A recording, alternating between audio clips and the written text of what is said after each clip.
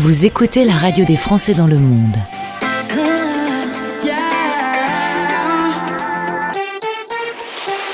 Le podcast. Venez, je vous emmène sur une île en Europe, une position idéale en Europe pour accéder au Moyen-Orient et pourquoi pas pour y créer son entreprise. Pour en parler, j'ai avec moi Davina Daou, chef d'entreprise et qui justement va pouvoir nous donner des conseils très pratiques si vous voulez vous y installer.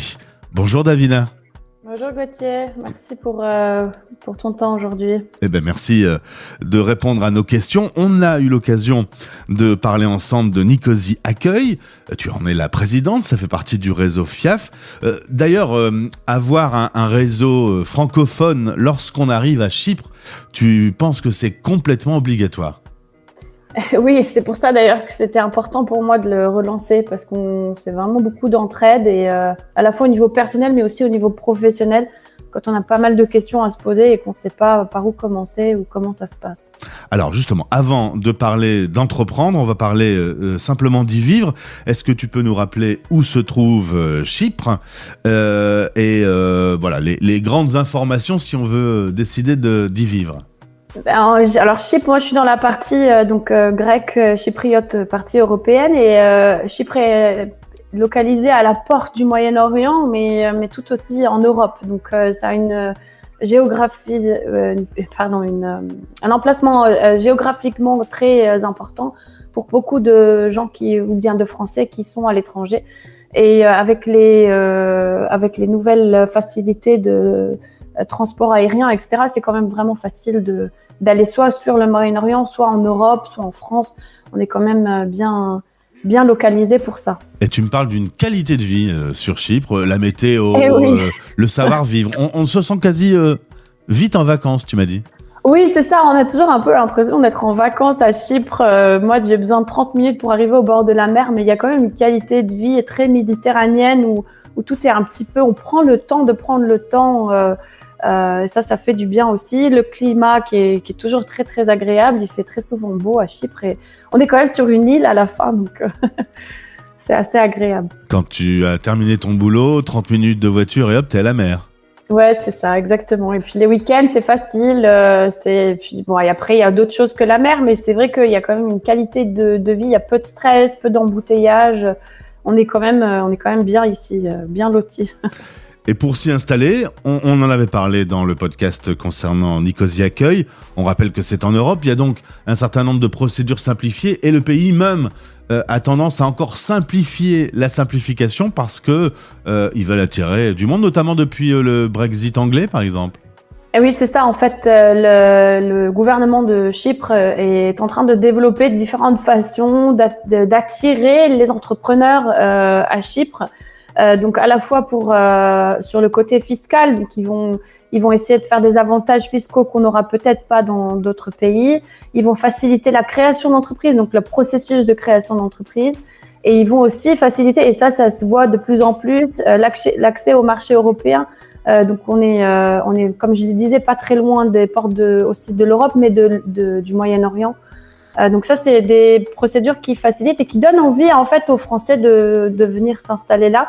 À la fois avec le Brexit, comme tu disais, parce que toutes les procédures administratives, quand on vend un produit ou un service, c'est quand même plus facile d'être en Europe. Et donc les Français qui étaient en Angleterre, par exemple, ont tendance à venir ouvrir une deuxième entreprise ici, ou bien une filiale qu'ils avaient déjà, ou bien carrément, même après le Covid, on voit aussi des cas de gens qui disent « Moi, je décide d'une nouvelle vie et je pars vivre au soleil ». Donc, toutes ces infrastructures sont mises en place maintenant. Et le gouvernement français est aussi très proche avec le gouvernement chypriote et ils essayent aussi de faire des accords entre eux pour faciliter les procédures, à la fois éducatives pour les enfants, mais aussi évidemment professionnelles pour les entreprises. Il y a quelques années, le Portugal avait un peu facilité aussi et incité les entreprises à s'y installer. Mais voilà, il y avait un peu la barrière de la langue. À Chypre, le côté île fait que l'anglais s'est imposé. C'est très facile de communiquer quand on est sur cette île. Oui, énormément. Alors, l'anglais est partout. C'est-à-dire qu'à aucun moment, on se sent dans l'obligation de devoir parler chypriote, enfin grec. c'est plus ou moins la même chose. Mais non, mais l'anglais est partout, donc c'est très très facile en fait de faire les procédures. Parfois, vraiment, à certains moments, il faut savoir lire le grec, mais si on est bien accompagné, normalement, il y a aucun problème et ça n'a jamais été une barrière pour moi. En tout cas, en 3 ans, ni pour mes clients, ni pour personne. Et tu me disais que entre Chypre et la France, ça se passait tellement bien que la langue française est même maintenant de plus en plus enseignée à l'école. En fait, le gouvernement français a fait des accords et ils ont travaillé vraiment très dur pour ça avec les écoles publiques chypriotes. Et depuis septembre maintenant, la langue française est obligatoire dans les écoles publiques à partir d'un certain âge. Je dirais pas d'âge parce que je voudrais pas me tromper, mais quand même ça prouve et ça montre qu'il y a vraiment un intérêt sur de longues années pour que les jeunes chypriotes partent étudier en France plus tard et vice versa, pourquoi pas. Et ils sont aussi en train de mettre en place des universités qui sont de très très bonnes universités, justement pour faciliter les familles et ceux qui veulent s'installer ici pour le travail, pour que tout soit convivial, pour que on puisse prendre les enfants avec nous et se sentir bien dans un système qui marche, quoi. Alors on a parlé de vivre à Chypre, maintenant on va parler de entreprendre à Chypre. Toi-même tu es chef d'entreprise, tu as créé DAV Consulting. Justement c'est pour aider les sociétés à s'installer là-bas.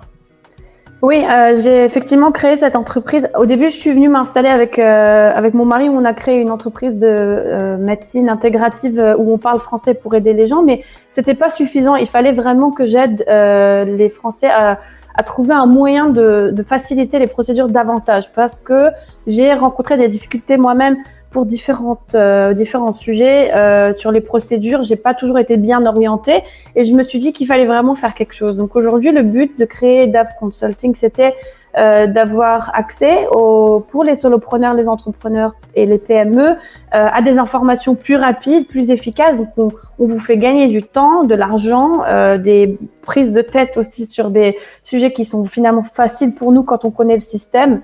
Donc l'idée, c'est vraiment d'aller plus vite et d'aller à l'essentiel et d'aider donc toutes ces personnes qui ont envie de changer de vie et de venir s'installer à Chypre. Alors tu parlais des petits entrepreneurs, il y a un mouvement de digital nomade par exemple aujourd'hui qui est en train de grandir pas mal. Exactement. Tu considères que ce type de profil, un métier nomade juste connecté, par exemple vous avez une bonne connexion internet pour travailler là-bas sur Nicosie. Exactement, on a vraiment tous les éléments nécessaires pour venir s'installer ici, à la fois parce que même si on est là et qu'on veut partir pour du travail en réunion à Paris, ça nous prend juste 4 heures, quoi. C'est vraiment très très facile.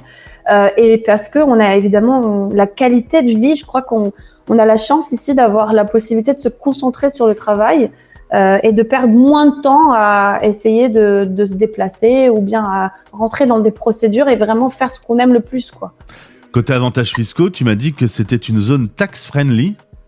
Ouais, en fait, le gouvernement a développé des systèmes où quand on est enregistré ici comme c'est des procédures, mais on peut ne pas payer de taxes sur le dividende pendant 17 ans si on est installé, etc. Mais ça dépend du nombre de temps qu'on passe à Chypre, mais c'est très facile. Et par rapport à la France, alors évidemment, je comprends qu'en France, on ait des taxes, mais c'est vrai qu'ici, il y a quand même un avantage fiscal qu'on trouve pas ailleurs. Et on est un des pays européens où les taxes sont les moins imposantes que dans les autres pays. Pour exemple, la taxe professionnelle pour une entreprise, c'est de 12,5%, ce qui est presque rien, ce qui équivaut à vraiment pas grand-chose sur les autres pays européens. Toi, quand tu t'y es installé, t'es passé par des avocats. Ça a coûté un petit peu d'argent. L'idée aujourd'hui, c'est de mettre en place des services pour justement faciliter un peu l'intégration, l'installation. Mais c'est ça, en fait, on a l'habitude de croire qu'il faut aller chez des avocats pour ouvrir une entreprise. Alors, il y en a qui sont là et qui font ça très bien, mais c'est pas obligatoire. Il y a d'autres moyens de trouver un moyen de s'installer à Chypre et je fais justement le lien entre ces personnes qui arrivent et les personnes qui sont efficaces à Chypre pour essayer au plus vite d'avoir une entreprise qui fonctionne. Normalement, c'est pas plus de 15 jours. Les frais, on les connaît, il y a un prix normalement qui est fixé. Donc voilà, donc j'essaye vraiment de travailler en toute transparence avec mes clients et d'être opérationnel le plus rapidement possible avec le moins de procédures administratives possible. Alors en tout cas, si les auditeurs ont des questions un peu plus précises, puisqu'on a été un peu dans les grandes lignes, mais après, par rapport au projet que vous pouvez avoir, Davina peut répondre à vos questions. Le lien pour la contacter au sein de son entreprise est dans ce podcast. Et bon, toi en tout cas, tu as fait ce choix il y a quelque temps. Tu en es très contente. Évidemment, j'en suis très contente et puis je suis surtout très contente de faire le bilan de toutes les entreprises que j'ai pu aider ou de toutes les personnes qui ont eu besoin de nous et qui se sentent aujourd'hui stables et contents d'avoir un nouveau départ. Je crois que l'entraide, mais évidemment l'idée qu'on puisse aussi collaborer, parler la même langue, pourquoi pas aussi s'entraider, parce que s'entraider dans le sens où on peut créer un réseau ensemble de professionnels, d'entrepreneurs. Je crois qu'on en a tous besoin et qu'il est différent celui de la France, donc pourquoi pas évidemment faire ça ensemble. Eh bien Davina, merci pour cet éclairage sur Chypre. C'est vrai qu'on en parle peu quand même de ce pays européen. Oui, on en parle peu, mais même si cette année il y a eu beaucoup plus de touristes français, on a doublé les nombres de vols, mais c'est vrai que ça reste un pays où on pense pas trop souvent à Chypre, mais c'est quand même on n'est pas loin et on a tous les avantages, pour moi en tout cas, d'un pays européen sous le soleil. Si tu voulais en parler sur l'antenne de la radio des Français dans le monde, c'est chose faite. Davina, je te souhaite une belle journée. Merci beaucoup Gauthier, à toi aussi. Françaisdanslemonde.fr